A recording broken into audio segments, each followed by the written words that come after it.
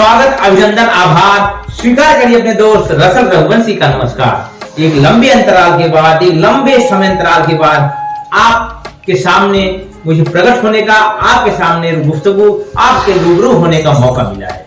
जिस प्रकार का आज मेरा प्रकरण है, उसको शुरू करने से पहले रामधारी श्रीकर की दो लाइनें अर्पित करना चाहूंगा। समर शेष है, समर शेष है, पाप का भागी नहीं केवल व्याग, जो तटस्थ है समय लिखेगा उनका भी अपराध।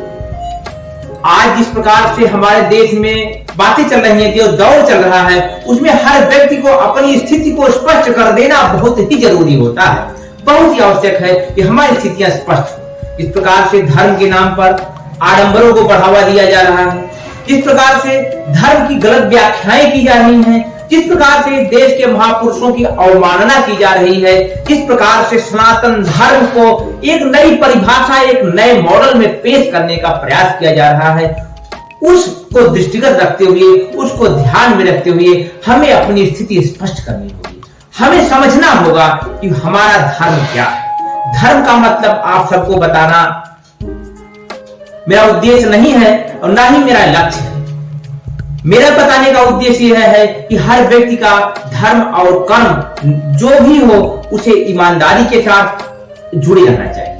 जैसे जिस प्रकार की बातें फैलाई जा रही हैं, उससे आपको समझना होगा कि आखिर असली सनातन धर्म क्या है। हमारे सनातन धर्म की क्या मुख्य भूमिकाएं रही हैं, क्या मुख्य जड़ें रही हैं, क्या मुख्य हमारे सनातन धर्म की शुरुआत रही है।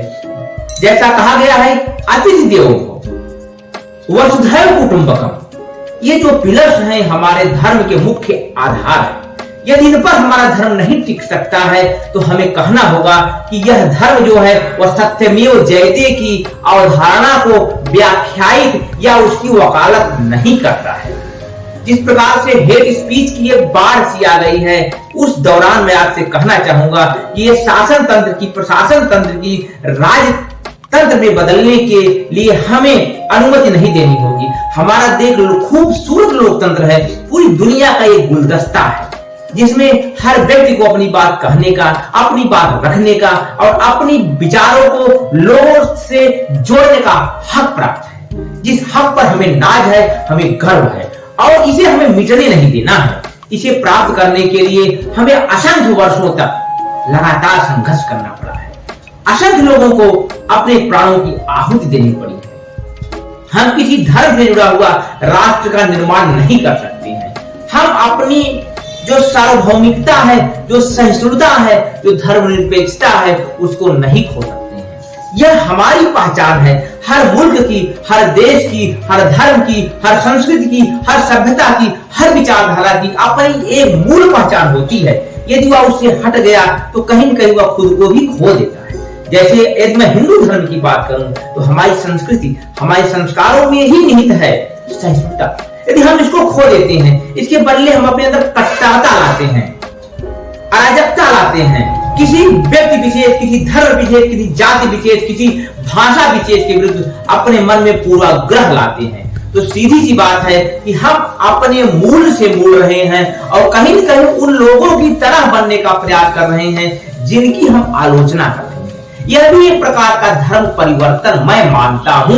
यदि आप जिन विरोधियों का विरोध करते करते उनके जैसे बनते चले जाते हैं तो कहीं न कहीं आप भी अपरोक्ष रूप से, अप्रत्यक्ष रूप से उन विचारधाराओं को अपने अंदर संलग्न कर लेते हैं, समाहित कर लेते हैं, जिनके विरोध में जाकर के आप अपनी बातों को मनवाना चाहते हैं। इसलिए आवश्यकता इस बात की है, जरूरत इस बात की है कि हम अपने मूल्यों के साथ कोई समझौता ना करें। और जैसा कि विवेकानंद जी ने कहा है कि हमें लकीर लंबी करनी होगी, हमें अपनी सोच को बड़ा करना होगा, हमें किसी से अपने आप को कंपेयर करने की जरूरत नहीं है, किसी के साथ अपनी तुलना करने की जरूरत नहीं है।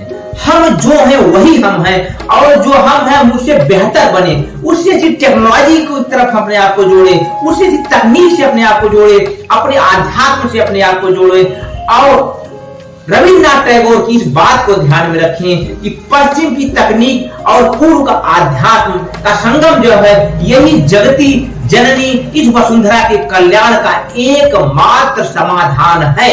हमें इस बात को ध्यान रखना होगा और अपने धर्म को अडिग रह करके अपने धर्म का पालन करना होगा। और साथ ही साथ जो हमारी मुख्य बात है, समावेशी भारत, बहुमूल्यों वाला भारत और एक गुलदस्ते वाला भारत, विविधता में एकता वाला भारत, ऐसे भारत का निर्माण में हर व्यक्ति को अपना योगदान देना है। मैंने अपनी स्थिति स्पष्ट कर दी वीडियो के माध्यम से।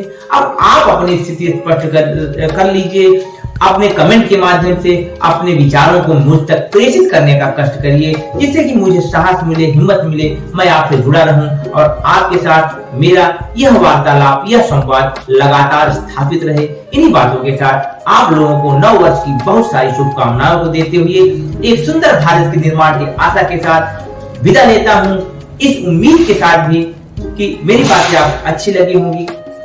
इस चैनल को सब्सक्राइब करिए, लाइक करिए, सकारात्मक विचारों का प्रसार करिए। मिलते हैं जल्द ही।